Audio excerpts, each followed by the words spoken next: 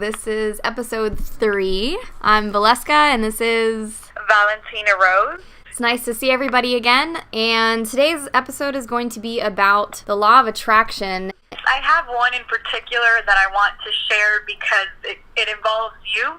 So I'm not sure if many of you listeners are aware of what the law of attraction is, but if you're not, there's a book called The Secret that goes into detail. So I remember being in a house with you, Valeska, when we went through the Airbnb, and we watched the movie, so I was very inspired, and that same night, both Valeska and I, right before we went into work, we were like, let's think of a number, and let's hit that number. And that was very new for me, because even though I had been using the law of attraction throughout my life, I didn't know what it was called, and I didn't know I was doing it. So just the fact that I was excited to put a number right before work, and we put it in our head, funny enough, both Valeska and I thought of the same number. We thought of 900. And to the, dollar, I got $900 that night, and Valeska did too. And it's just, after I did that, I know that's a small story, but to me it was very powerful. It was very powerful because after that, before I would go into work, I would think of a number, and I would get around the same dollar amount to that number. So that was a very interesting thing for me. I know Valeska has a little bit more interesting stories with the law of attraction, but I just wanted to throw that out there because it does make a difference. When you set your mind on something, you visualize it, and when it comes to money right before work, because you'll get it. You will get it. After I saw that, I was like, wow, I need to do this more often. Before work, if the drive was good enough for me to meditate on it, and it was just really, really awesome. So that to me was awesome, and it was pretty awesome that we both thought of the same number. It's good that I started first because that was pretty simple, but really, $900. Who's gonna give you $900?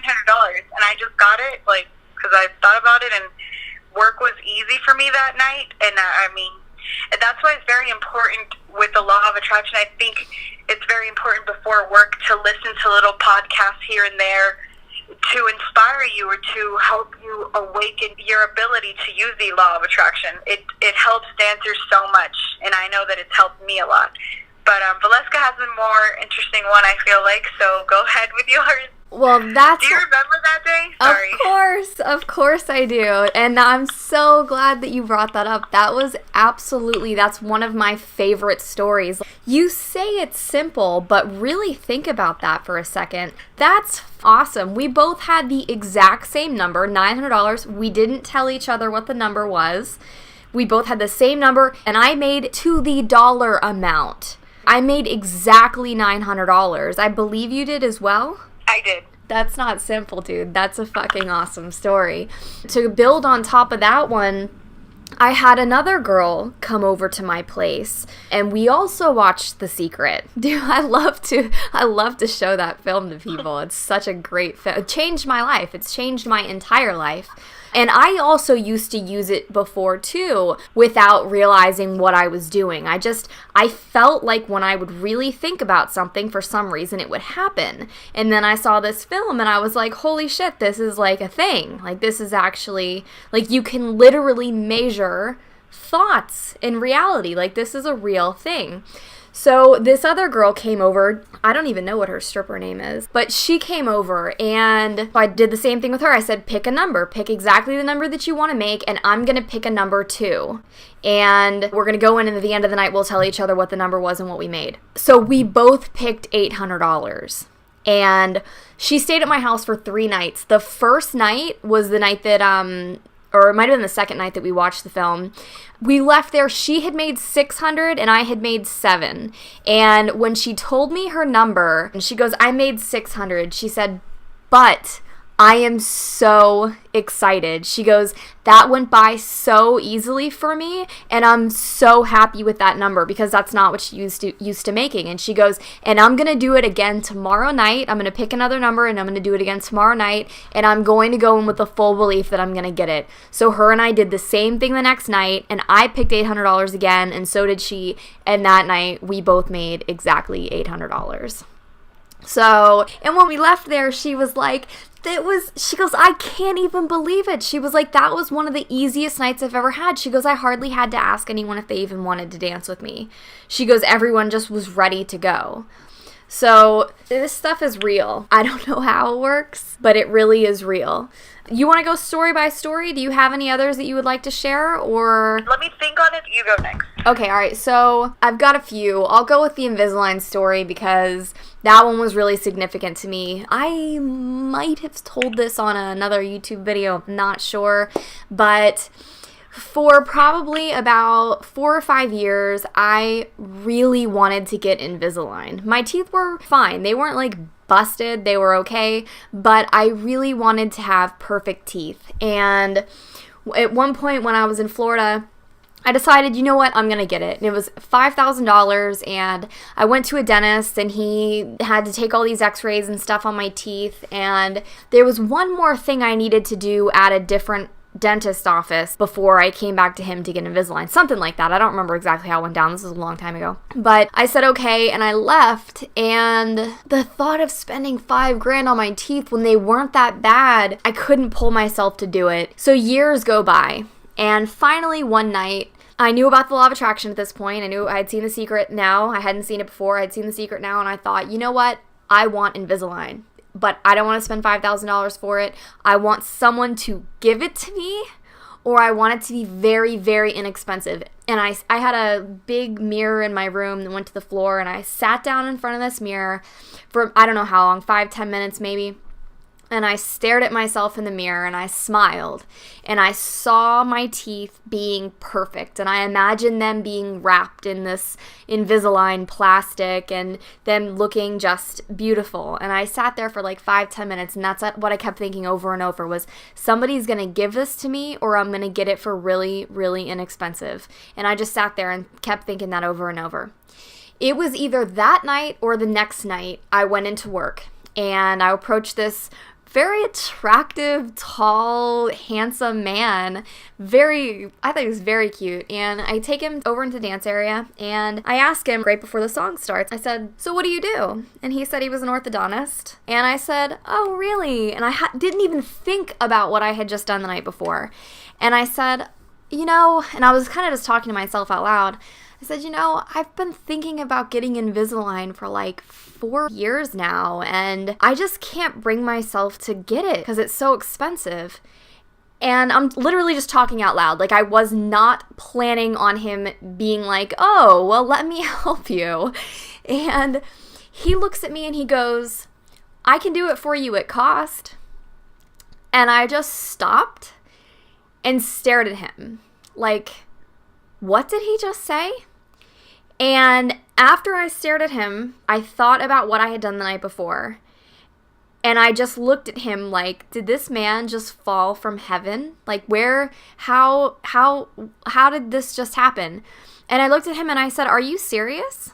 And he goes, yeah. He said it'd be about $1,500 for the trays. That's my cost. He goes, it's no sweat off my back. If you want it, then yeah, I can do it for you cost. That night was a Sunday, and I was going to be leaving town on Tuesday. I said, I'm going out of town on Tuesday, and I don't know how long I'm going to be gone for. I said, because I don't know when I'm coming back into town. I said, do you think that we could start tomorrow so that the impressions can be done and I can, because I didn't know how long it was going to take for me to get him back. And he goes, yeah, sure. Now, I do want to throw this out there. I was really nervous because he had a girlfriend, and he said they were on the rocks, and he didn't think that they were going to make it, but all of his staff was women, and they were all friends with his girlfriend. So he didn't want me to come in there and them to be like, why is this girl getting free work done on her teeth? So he said I was going to need to come in after it closed. So I was like, that sounds like that could be the beginning of a horror film. But I thought, there's no way I just asked for this last night and now it's happening today that I'm going to pass it up. There's no way I'm going to pass it up. So I said yes. So I go and I sit in the parking lot and I'm watching all of his staff leave. And now I found out that it was his building because he told me his full name and his name was on the building. So I realized, okay, that's a little bit more legit. He's not just somebody that works there. Like, this is his place. So all of his staff leaves, and at first I was scared, and then as soon as I got in there, he totally put me at ease, and I didn't feel like he was gonna use like laughing gas on me and I was gonna pass out and wake up like chained up to a wall or something. You know, I know that sounds scary, but dentist offices are scary, right? They're kind of scary. So I sit down in the chair, and he had told me originally while we were in the club, he said, "No sweat off my back." And that turned out to totally not be true. We were in there for an hour at least while he was going through all this stuff trying to find the tools, because he's owned the building forever, but he doesn't get the tools. All the stuff is put away and all the people that work for him get him all this stuff. So he didn't know where anything was. So we're in there for like an hour while he's trying to figure out all this stuff that he hasn't done in years. And I had a great time. Like, he was real friendly, very attractive. And at the end of it, I look at him and I was like, "Do you want to go get a drink or something?" And he was like, "I would love to, but I told you I have a girlfriend and I don't, just in case we do make it, I don't want to mess things up like that." So I left, and this guy just spent an extra hour on my teeth. He did all of that for free on his own time, and he didn't even want anything from me. So that's one of my all-time favorite stories. And by the way, I went and saw him for 2 years after that at the dentist office. But it was only about maybe 6 months in or so that he and his girlfriend did break up, and I could actually come in during normal business hours. But that's one of my favorite stories. I'm still so appreciative of that guy. I need to send him a Christmas present. Okay, you got another one? Yes, I do. This happened recently. You know when you talk to customers and they let you know right away, they make good money, and they let you know they're not some bum, and they pay you sometimes just to hang out with them. They pay you just to talk to you per song. Yeah. So he let me know right away. He's a business owner, and he's the one that's supposed to send me my wig. So a few nights before that, I kept thinking about it. I'm like, I really wish a guy could just sit with me on one of these slow nights and just be like, "How much do you want?" And he had gone back to the club. I had already danced for him a few times, and I knew who he was.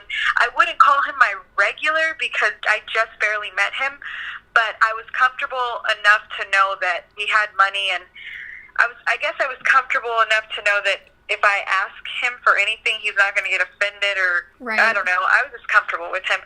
So one day he goes to the club, and at the days before that, I kept thinking to myself, I really just want to go to work and just be with one guy on one of these slow nights and just have him give me whatever I want. So it was a slow night. It was a ladies' night, and they do like an amateur contest. I guess that they promote the club with customer females so more guys can go on a slow night. So he went, and obviously the crowd of guys weren't really getting dances because there were female customers. So those nights are one of the nights that the dancers hate the most because there's other females there that are probably going to go home and have sex with you because they're customers and they're drinking. It's kind of like a bar. Meanwhile, us dancers were trying to make money. Anyway, so he showed up, and sure enough, we're sitting there watching the amateur contest where these amateur girls who aren't dancers go up there and do their thing. And I knew right away it was going to be a really slow night because all these guys are entertained with these customer girls that are drinking with them and having fun with them without having to buy them dances. But I was happy that the guy was there. And then I just thought to myself, why not ask? Like, this is another thing that I really do believe it's a big thing for the law of attraction. Not only are you asking the universe, but if you have a gut feeling that you're going to get it, why not just ask? Like, you're not going to get, the worst you can get is a no. So I was being very, touchy with him and very, snuggly with him. And then he goes, "Hey, I don't want to waste your time." And I said, "No, you're fine. Look, it's amateur night. You're not wasting my time." But then I said something along the lines like, "Anyway, I'm glad you're here." So there was only maybe 3 hours left before closing time. So I said, I'm glad you're here. I'm just going to spend the rest of my night with you. And then I smiled and looked at him and said, I know you'll take care of me. And so that was kind of like saying, you'll take care of me financially. And then he just goes, yeah, I will. And then he said, and that's exactly what I had been thinking about the days before. He goes, well, how much do you typically make? And I'm not going to lie, but I did up it a little bit because on those slow nights, I really make maybe $400. Yeah. But there was something screaming in my head saying, just say $800.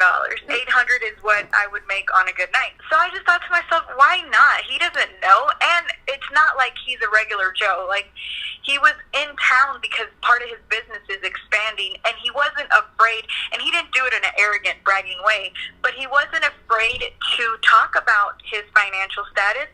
And I think the way he did it was not so much of an arrogant way, but so much of a way to let you know, I'm not trying to screw you over. Like, I have money. I'm coming here to have a good time, but I'm going to spend. So I just looked at him and said, $800. And then he just looks at me and goes, okay, well, let me go to the ATM. And awesome. that was really quick. Like, he just walked over to the ATM. He pulled out the $800. He gave him to me, and he said, you want to have a few drinks with me? We'll watch the girls, we'll watch the show or whatever, and we can go up and down the stairs. I'm pretty sure I only gave him maybe $200 worth of lap dances. The lap dances are $30. He was already content, like he was having fun already with us talking. He's a good talker. Like, he talks, and he's a great listener. And he didn't hesitate. I mean, there's sugar daddies out there that give you money just to go on dates. Yeah. So if you have it in your gut feeling with a customer, if they ever do that, if they go, how much do you want for the rest of the night? Hopefully you do get that question, because that's an awesome question. After he handed me the money, I felt so relaxed. I felt so happy. I went in thinking, well, you know what? If I make money, I make money, but I know tonight is a slow night. So that was, like, awesome for me, because I had not made $800 on that specific day. I keep track of the patterns of certain days, and I know that ladies' night, that kind of hurts us a little bit, because the customers are a bunch of females that are going in to see if they get the cash prize, and then they go to the tables with our customers so they can have their drinks, and so they're already entertaining the guys. It's kind of difficult. So that's a law of attraction right there working. That was really, like, exactly what I had asked for a few days before that. I was like, I just want one of these days, one of these slow nights, just to chill out and have a guy go, hey, how much do you need to just be okay? Or, like, what do you typically make on today? And just hang out with me. And that's pretty much what happened. So that's a great story. And a couple things for that. First of all, you thinking, this is for people to keep in mind, you thinking, I want someone to ask me how much I want. You put that energy literally out into the world, which apparently he picked up. So put the idea out there, put the vibration out there. And another thing, what you said about your gut, listening to your gut, a lot of men truly like to take care of women. So had you just said $400, because that's what you actually typically make on that particular night, but he did say, what do you usually make? So you said what you usually make on a good night. He didn't say, what do you usually make on a Tuesday night or whatever night it was. He said, what do you usually make? So you going with your gut and going with what would make you happy, I'm sure made him happy. And what's the worst that could happen? You say 800, he's already been with you, you already know him to a degree. So if you said 800, what's the worst that could happen? He would look at you and be like, well, how about 6? You know, and then you say okay, and then you're both still happy. But it's better than you saying 4 and then all night being like, fuck, I wish I had said 8. Because now you're going to be in a lower vibration. You're going to not be as happy as you would have been had you said 8. So you said what you wanted. You said what you actually wanted, and it made you feel good. And if this man's comfortable with talking about his financial success, there's a reason why he wants you to know. He wouldn't just talk about it if he didn't want to spend money on you. I agree, and I really do. I mean, you're going to know how men work, and you're going to know, is he doing it in a genuine way? Is he doing it in an arrogant way? So you're going to pick all this up easily, because we're humans and we get the energy off of people. And I think he wanted to just share his abundance with me, which I'm really happy that he did. And right. I keep telling myself, the more I think of that, the more I'm going to attract that. Yes. The more I think of, they just want to share their abundance with me. You know, I'm going to attract men that actually have enough to share. The reality is, some men just want to go to see women naked while they have a beer. They sit there for an hour and they leave. And that's the reality of it. Maybe they just have enough to pay for the cover and they just want to visualize, watch, and leave. Cool, but I don't want to attract, that guy's not going to do anything for me. Right. I want to avoid those guys. And also another thing I really truly think is the law of attraction. I got really good at it where I would go and look at the crowd and I would think to myself, or I would say it under my breath, I'm going to go to a guy that's going to spend money on me. And every single time, I wouldn't even think too hard about it. I wouldn't analyze so much. It's kind of like when I would say it, I would be attracted, I would be pulled to the right guy. Mm. And the guy that I would walk up to, sure enough, he'd get a dance or two, or, 3 or whatever, however many I would get. But I noticed the pattern that they never said no. And when I wouldn't do that, and I would just walk up to some guy, it would be a little more difficult. And I think it's the intention you put out there. That's awesome. That's really awesome. Something that you said that I want to highlight is you said that you'll know. I think that is a skill, and I think it's a learnable skill. So to really follow your intuition, like what we talked about with you felt like you should say 800. I don't think that there are actually too many people that are as aware of feelings and energy, maybe, as you and I can be. But it is a skill. It's something you need to just pay attention to. A lot of people, I think, don't trust their intuition or don't try to think about it because it's not logical. Like, it doesn't make sense in real life, but it's that feeling that tends to be right so often. And the more that you pay attention to that feeling, the more that you notice it and the more that you act on it, the more I think you'll begin to notice that you are right.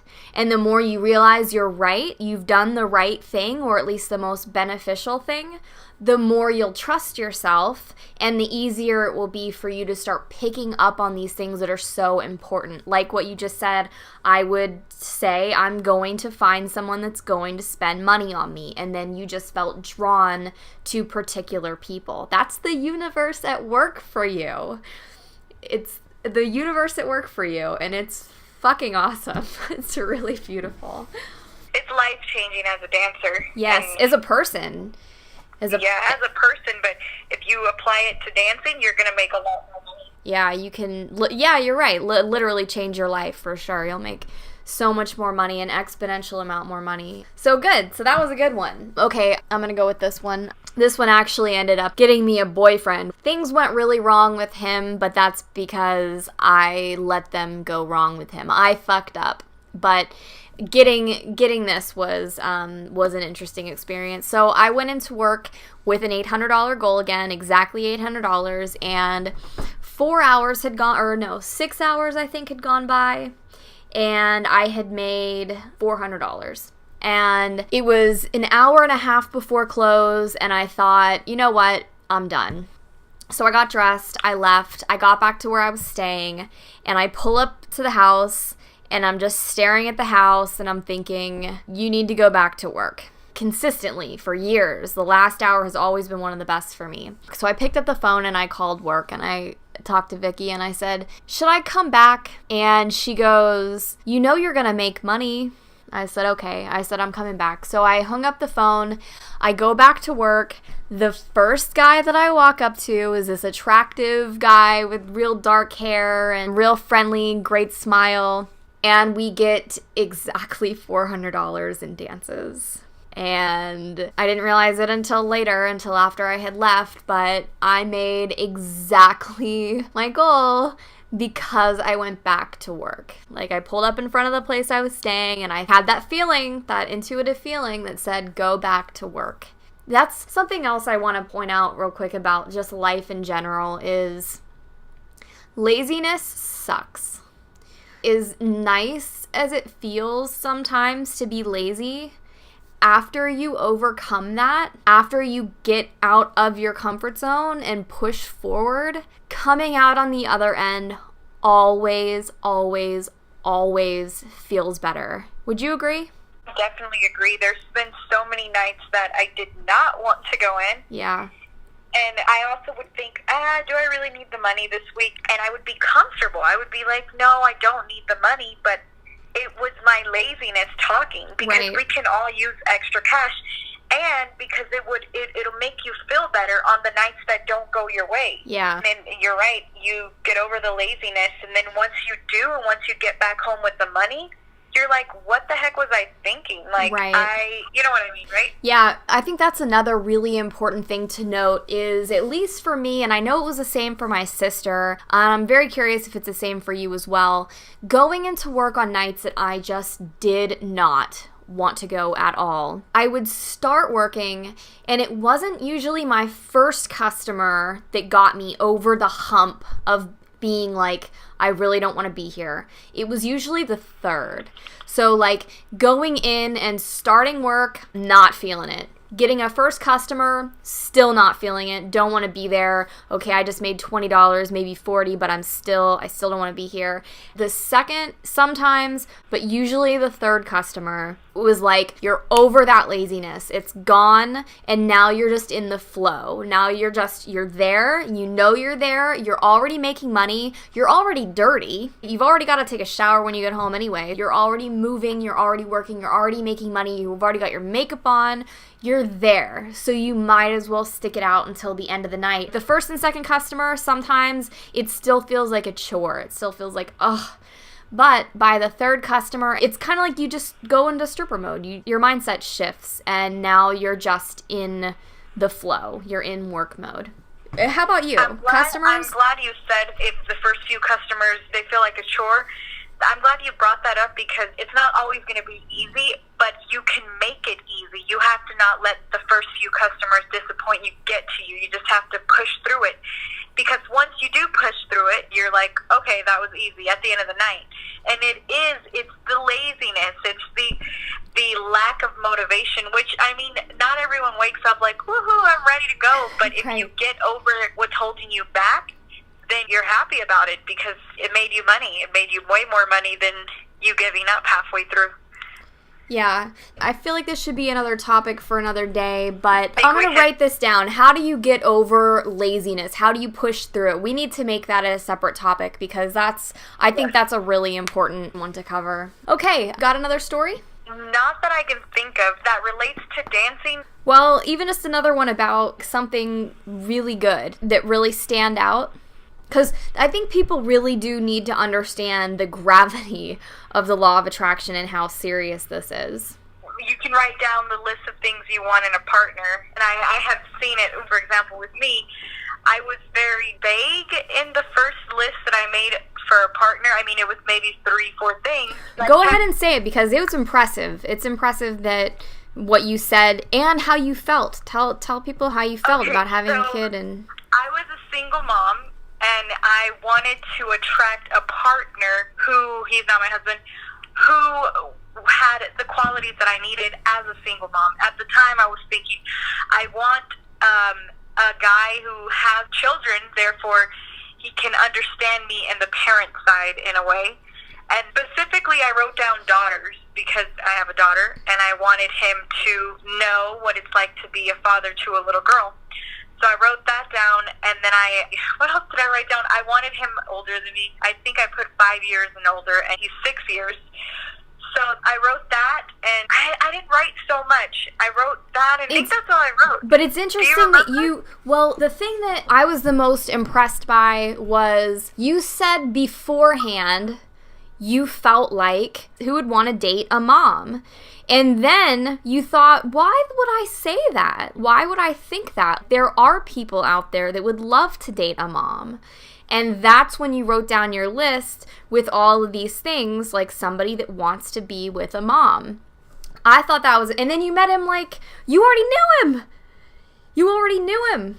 And then you guys started dating. So that was really quick, but then I realized right away I needed more. So as I started changing my list, he started changing as well. And that's another thing. If you're already in a relationship and you kind of want to save it, you can write down the things and you can imagine things better. I mean, before you give up, start writing them down. Even though it was very spot on, my list was very shallow because I didn't write personality traits that I wanted. So now I have written a long list. Don't think, oh, I'm asking too much. No, it's your life. It's your reality.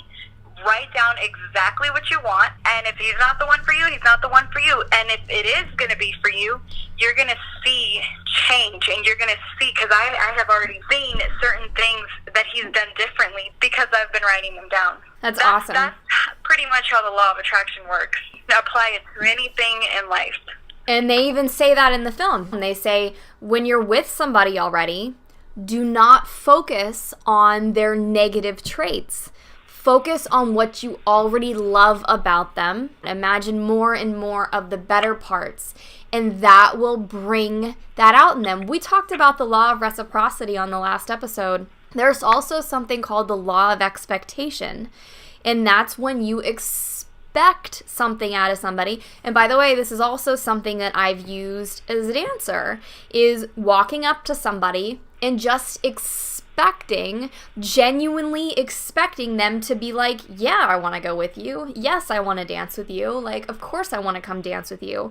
You expect that. You have that vibration of course this person wants me. And they feel that. They pick it up and they act on it. So, very cool story. I love your story about that. The guy that I just talked about with mine, the last $400, we ended up dating for a while, and he was actually exactly what I wanted in a partner as well, but I also didn't write down enough of what I wanted in a partner. So I got all these traits that I wanted, but also a lot that I didn't want. All right, I have one more law of attraction story. I'll go with a story that also isn't exactly a dancing story. I met a dancer at Mons, actually, and we had a lot in common because we both traveled all the time. And we kept in touch for a long time, and we still are in touch. I mean, she might randomly message me at some point. I might randomly message her. But, okay, she has a ring, or had a ring, that a customer gave her that was like a $5,000 ring. And very pretty ring. A lot of diamonds, big ring, gorgeous. I'm just going to go ahead and say it. I highly doubt she'll ever hear this. And if she does, she knows who she is.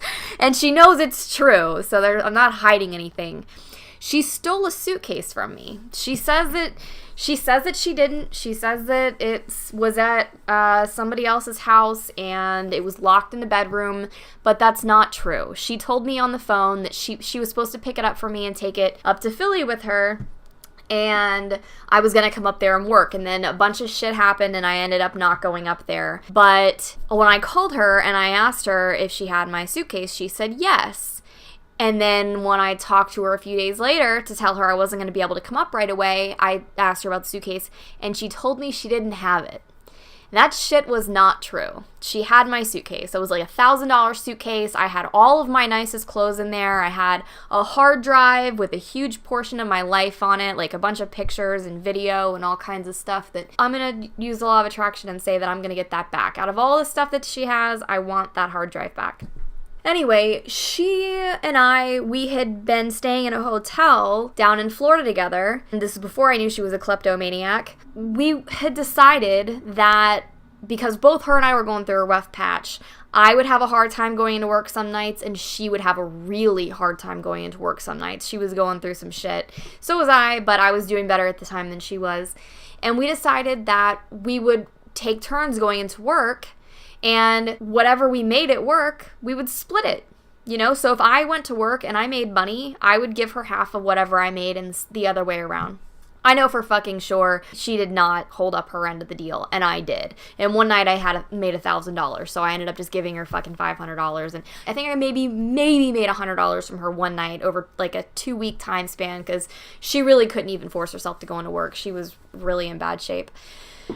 Anyway, she calls me This is after I ended up moving up to Virginia. She calls me and she says, hey, I still owe you. She said, because she really couldn't go to work and I had given her a lot of money over that 2-week time span because I was the only one working. And she calls me and she goes, I'm going to Las Vegas. She goes, I know you haven't worked in a while. She goes, you want to come out to Vegas with me? I'll pay for everything and you can get on your feet out there, because she knew I hadn't worked in a long time. And I said yes, even though at this point, I already know she's lied to me about the money that she made, and she already stole my suitcase with all my stuff in it. But I still said yes because I did need to get myself out of a hole that I was in, because I was in a hole. So I go out there, and my intention was to gamble instead of going to work in strip clubs, because I was at a point in my life that I was just totally burnt out. I could not even imagine walking into a strip club at that point. So I thought, I'm going to go around and I'm going to wait for guys to ask me if I want to play, if I want to gamble with them, because I had done that before and it worked really well. So I thought that was what I was going to do. Well, I get to Vegas and I couldn't even make myself do that. Like, I start trying to walk around these casinos, and my introverted side hijacked my body and was like, you are not fucking doing this. So I laid in the hotel room the whole time, just being miserable, feeling terrible about my life, and knowing I needed to make money, but I couldn't fucking force myself to go do it. I just couldn't do it. It was, I don't know how to explain it, but I couldn't get over it. So she and I are in the room one night, and I get off the phone with my parents, who are going through a rough patch, and I just broke down in tears. Like, I am like bawling, and it was about money. I was just sitting there crying about money, the fact that I just felt helpless and I wasn't sure what I was going to do and all this stuff. Well, she has this $5,000 ring, and I had thought about it before. When we were in Florida, we had switched rings. She liked the way mine looked more. I had a $100 ring from Swarovski that was gorgeous. I mean, super pretty. Honestly, I really wish I still had it. It was gorgeous, super sparkly, very pretty, and it looked just as expensive as hers, honestly. But I liked the fact that hers was it was real diamonds, and we traded rings while we were down there, just temporarily, and then ended up trading back. And I kept thinking about that ring, that I wanted that ring. I kept thinking I wanted that ring. I wanted that ring. I really, really, really, really, really wanted her ring, and I started imagining her giving it to me. Probably because she stole all my stuff. And I was like, I really want compensated. Basically, I kind of want compensated.